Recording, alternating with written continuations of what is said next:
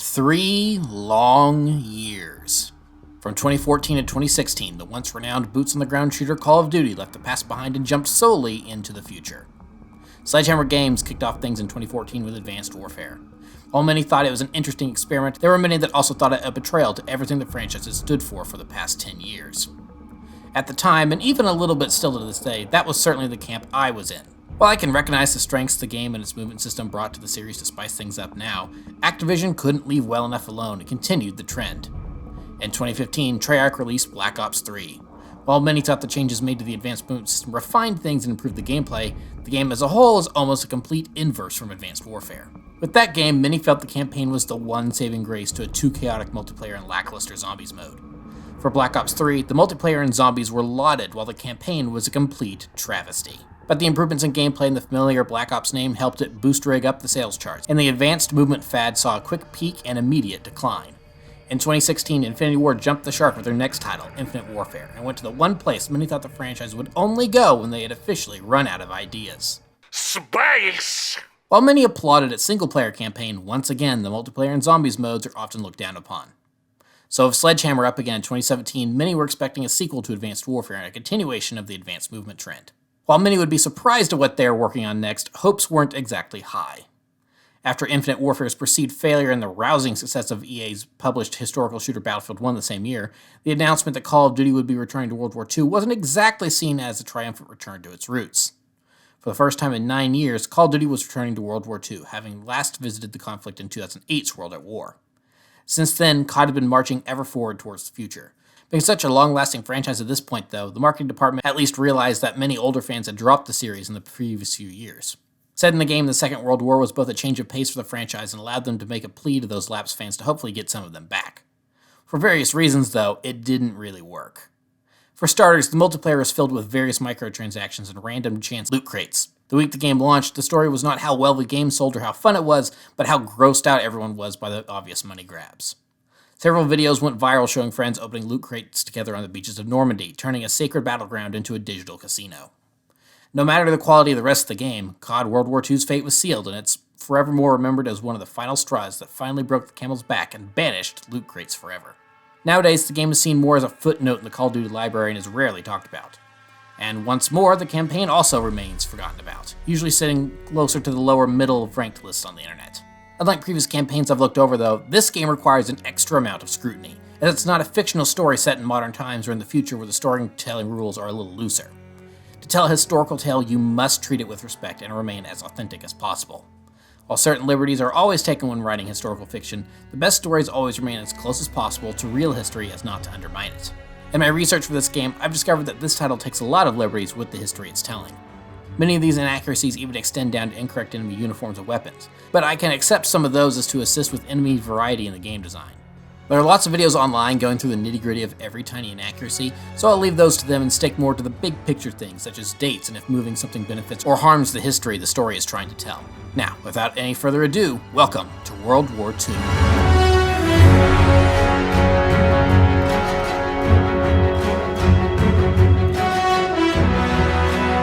The game begins on D-Day as the player commands Private First Class Daniels. He's part of the 1st Infantry Division, which plays a big part in both the D-Day invasion and the rest of the war in Europe. Daniels also serves as the game's narrator, writing letters home to his older brother Paul. It's through these letters that we're introduced to the rest of his squad. The characters are simple but likable enough, each filling out a character role in the squad. There's Styles, the smart one, Zussman, the funny one, and Aiello, the racist one. Ma said never shake hands with a Jew. I can't believe they let him fight. We'll get back to that later. We also meet Sergeant Pearson, the grumpy one. Together they fall under the command of Lieutenant Turner, who leads us up the beaches of Normandy.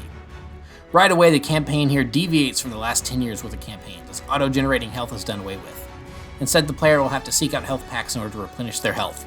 For a game featuring an older setting, this is actually a welcome change, as it helps add to the visceral combat by making you just slightly less invincible than you would be in another game in the series. Like the technology they carry with them, it feels very analog and fits right in. On top of this, squad mates are also extremely useful in the game, as each has a special ability you can command at any time as long as you mitigate the ability cooldowns. Zussman hands over health kits, Pearson spots enemy forces, Turner hands out ammo, etc. This was a great idea, as no longer are squad mates just there to spout exposition and one-liners or serve as bullet sponges. With a role intrinsic to the gameplay, you grow more attached to them and feel their absence more in moments where you're separated from them. While the prompt command doesn't always work for some reason, it can be a bit finicky, I did love this addition and was glad it came back in a small way in Modern Warfare 2019.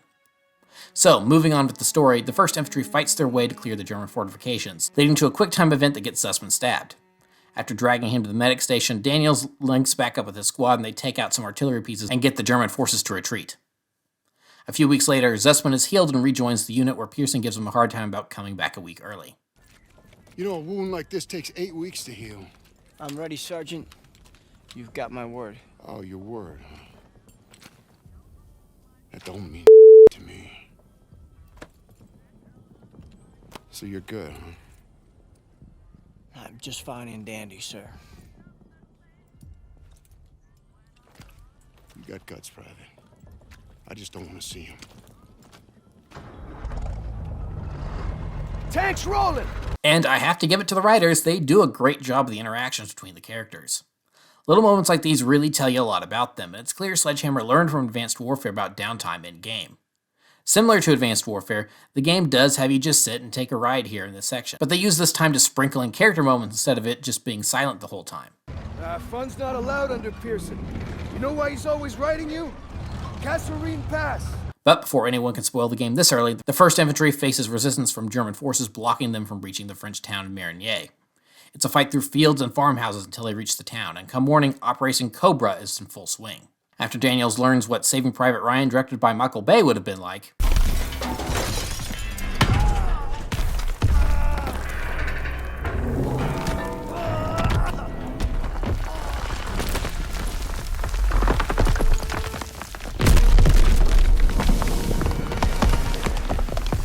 Squad finally manages to push the last resistance out of the town, liberating it. At this point, we're over an hour into the game, and I don't really have anything bad to say about it. The gameplay is fun, the level design offers for some twists and some variety here and there, and while cheesy at times, the writing is holding up pretty well. You see wings on me, Private? No, Sergeant. That's because I'm not your very godmother! While there's been a few historical inaccuracies here and there, from what I've been able to tell, it's nothing too terrible, but that's all about to change. About a month after the first takes Marigny, Colonel Davis, a returning cast member from Advanced Warfare no less, tells Daniel's squad that they will be deployed on a special mission with British Special Ops. If the last hour was fairly historically accurate, get ready for that to change. Colonel Davis tells the squad that the Special Operations Executive, or SOE, has identified an armored train on its way to deliver V-2 rockets to attack Allied forces attempting to liberate Paris. So it seems like there never was an armored train such as the one seen in the game active in this front during this time period. So everything involving this next mission of chasing it down in a jeep is pretty much a load of nonsense and a clear way to shoehorn the SOE into the game and merge them into the plot. It's a shame really, but I understand why they did this. The game is clearly focused on displaying the brotherhood between the men in this squad, and diverting to a more fictionalized mission not involving our squad would lessen our screen time with them. So to make sure the squad continues to get screen time, they make up this train mission by having them provide backup for the SOE agents. Honestly, I don't think anyone would really mind fabricating a situation like this as long as it didn't go completely over the top and fly off the rails. And yes, I mean that literally.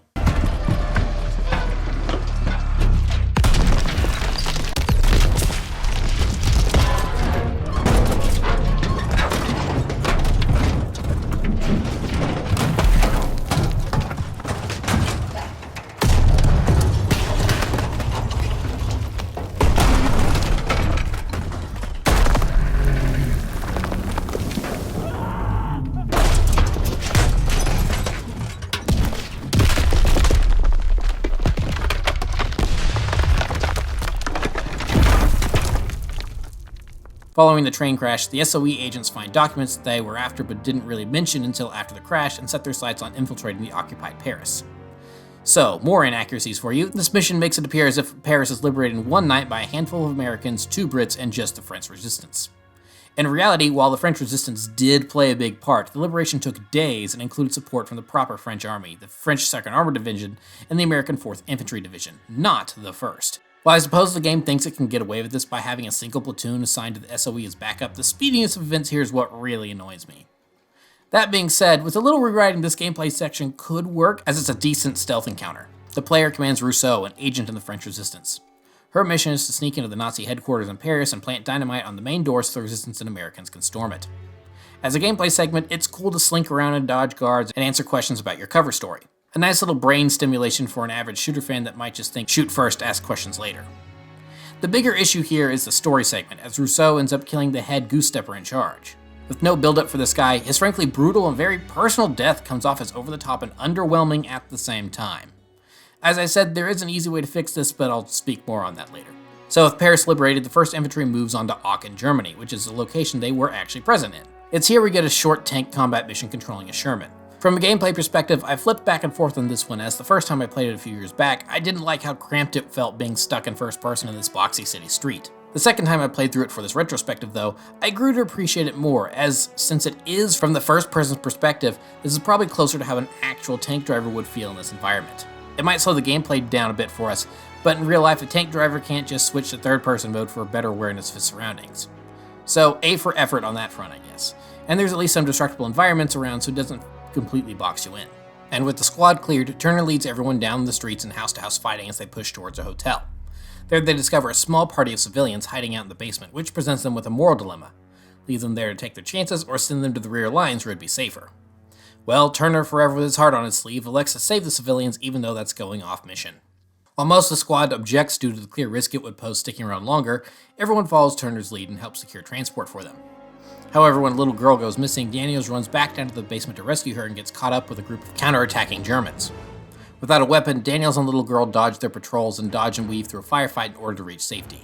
But this is a war zone and no one is ever really safe, as the little girl's older sister is killed by a stray round in a firefight. Pearson gets the truck to drive off without any armed guard despite Turner's protests, and the squad regroups with the rest of the platoon.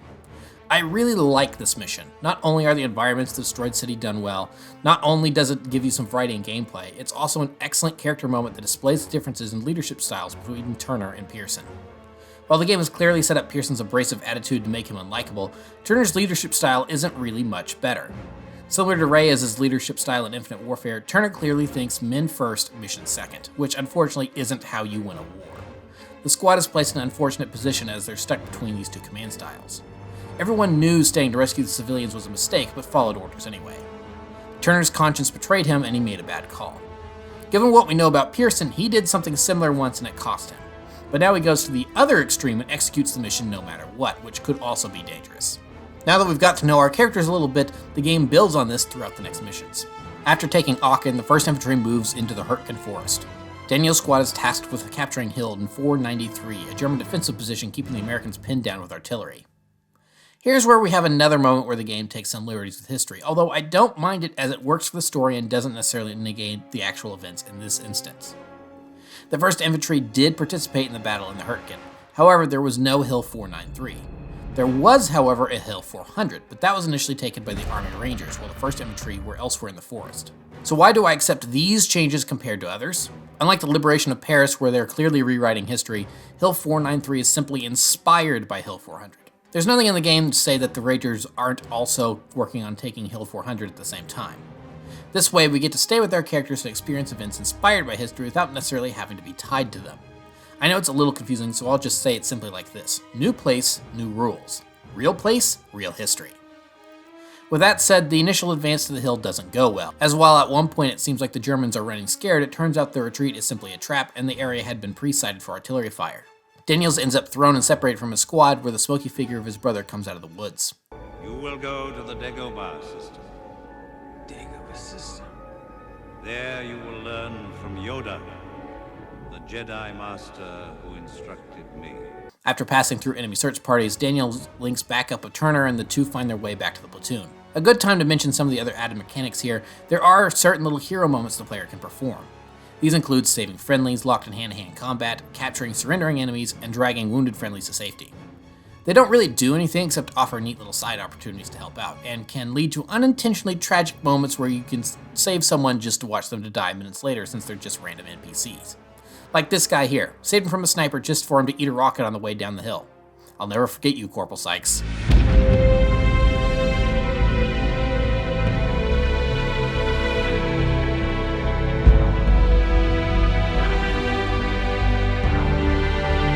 But moving on, another reason why I like this series of two missions is because it again plays well to the difference in leadership styles between Turner and Pearson. When Turner's section of the platoon doesn't show up on time, Pearson elected to assault Hill 493 at half strength and stay on mission. Turner's section rushes to reinforce them, and the two halves of the platoon finally assault the hill together. A fun change in pace here, the player gives commands to a soldier with a detonator to move to cover so they can take out a pillbox. If he's killed, Daniels has to carry the charge up himself. If the player manages to guide the soldier all the way to the bunker, he'll then light the fuse and get blown up because it was too short and went off early. So either way, poor Private Parker here bites the big one.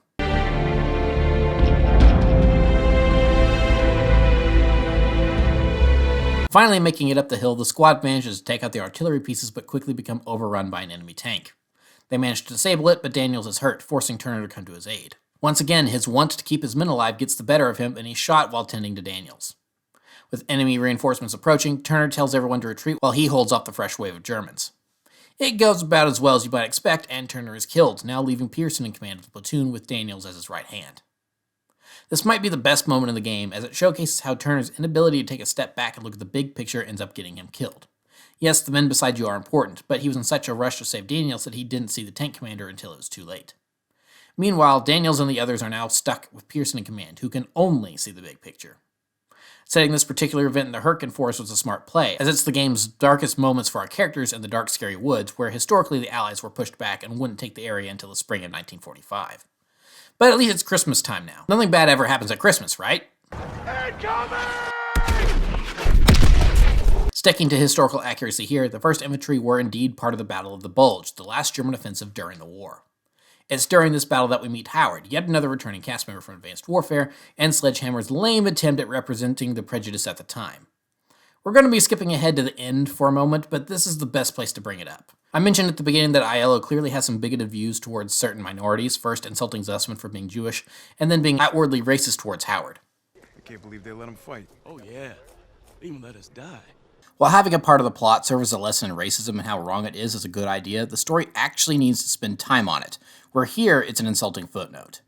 After a few racist remarks during the Battle of the Bulge, these two characters don't really interact again until the final mission, where they attempt to wrap up this little footnote with a nice tidy bow. Corporal Howard.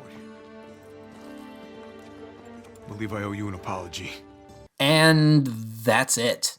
These two short scenes are really the entirety of the game's statement on race relations in the US Army in the 1940s. I'd bash it for not having any nuance, but that would require it to have substance to begin with.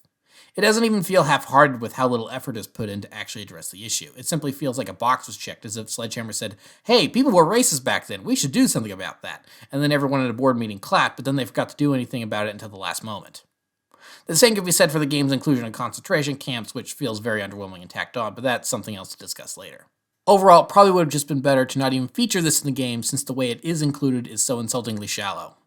If you're going to tackle a heavy subject like this, you have to commit and not do it half-heartedly or tack it on. But back to the main story, following the Battle of the Bulge, the Americans are quickly pushing into Germany. While rounding up prisoners, Daniels catches a runner and finds intel on him regarding a bridge at Remagen. And here we have another example of the game stupidly playing fast and loose with history. The Ludendorff Bridge at Remagen was indeed the last bridge still standing over the Rhine River in Germany, but that wouldn't be the case until March of 1945. This cutscene takes place immediately following the conclusion to the Battle of the Bulge in late December 1944. Our characters learned that the Nazis want to destroy the bridge to prevent easy access further into Germany for the Americans. While that was true in March 1945, it's a totally different story in December of 1944. In fact, the day after the next mission takes place, there were bombing campaigns taking place with Americans trying to destroy the bridge to halt the flow of supplies and ammunition to the German army. So what the game turns into a months-long conflict trying to keep the bridge from being destroyed is completely made up. But with this being the story being told, the platoon ambushes a German convoy trying to supply the explosives needed to destroy the bridge. Pearson then tells Zussman and Daniels to infiltrate an enemy airbase to provide overwatch fire while the rest of the platoon hits the front gate so they can take the base and the remaining stockpile of explosives. I won't mention much about the stealth at this point except to say Zussman totally got us spotted at one point while I was slinking around and hidden, and I had to restart the checkpoint because I actually wanted to do it quietly. But I suppose I shouldn't be too hard on him because during the battle in the airbase, Zussman is captured and Daniels is injured trying to save him. Pearson kicks him out of the platoon for disobeying orders for trying to save Zussman, and while he rests up in the med tent, Colonel Davis finally spills the beans about why Pearson is so grumpy. Once upon a time, during a battle in Tunisia known as Kasserine Pass, Pearson got several men killed while he disobeyed orders by trying to save some soldiers pinned down by enemy fire.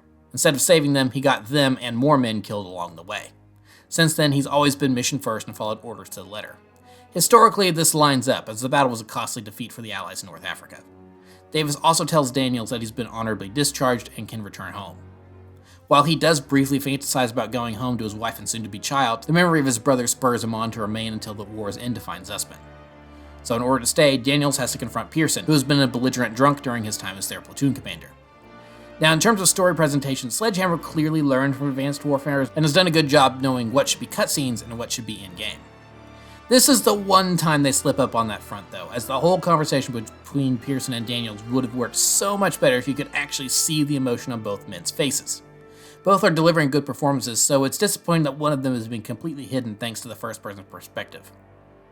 Also, it maybe would have meant that the ripping of this paper would have been animated a little better, as yikes, that was a little rough.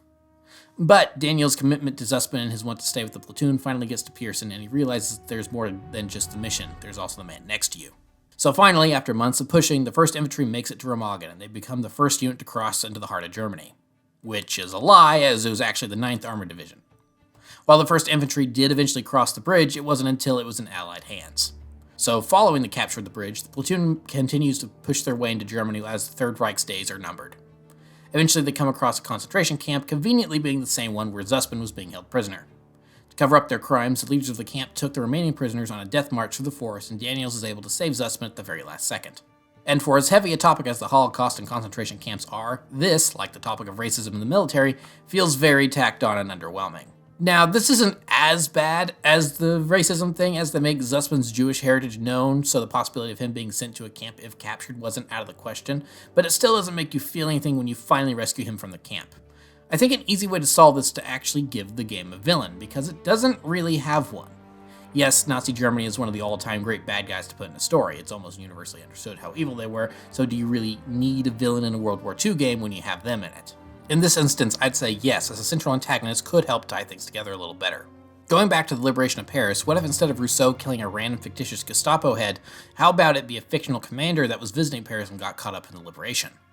And instead of her killing him, he barely escapes, and so a call goes throughout the Allies that he's there. Then while in Aachen, the 1st Infantry can have a brief encounter with him, maybe he can even be the one that shoots Turner, and then when Zussman is captured, it turns out that he was the commander in charge of this camp. Which of course is a real camp that the 1st Infantry didn't have a hand in liberating, so we'll make it a fictitious camp while we're at it.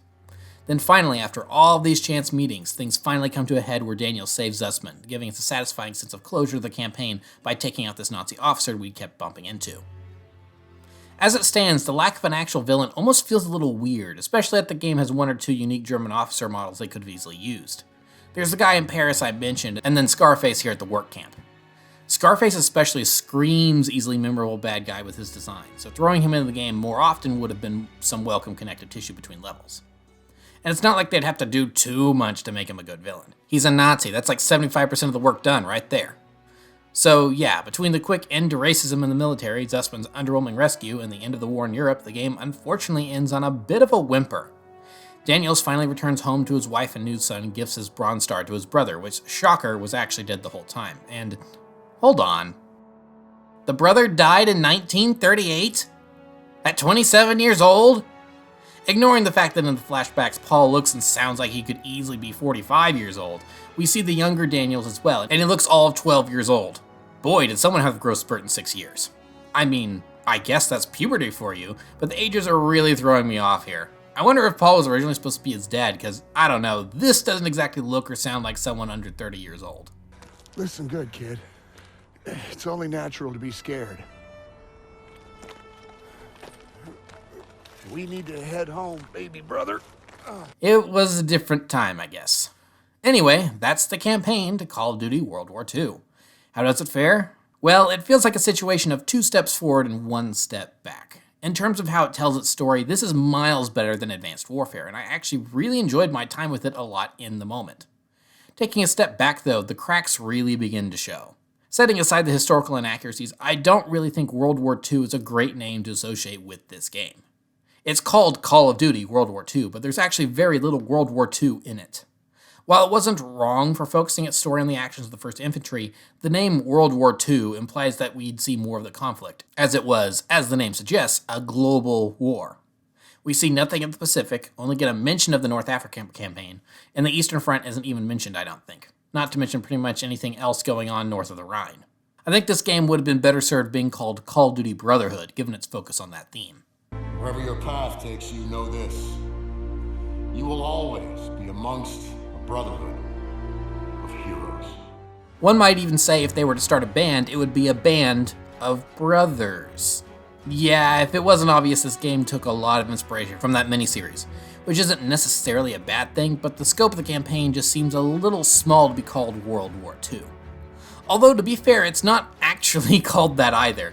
The game is actually called Call of Duty WW2, as searching for it on digital storefront or online in general will only have the abbreviation present and never actually spell out the full title.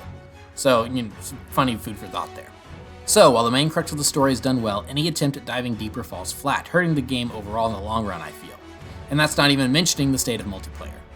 So while it's not the best representation of the Second World War out there, they do enough right for me that I was able to enjoy my time with it. One might think that given what Sledgehammer learned from Advanced Warfare and the improvements they were able to make, another crack at telling a World War II story might turn out better.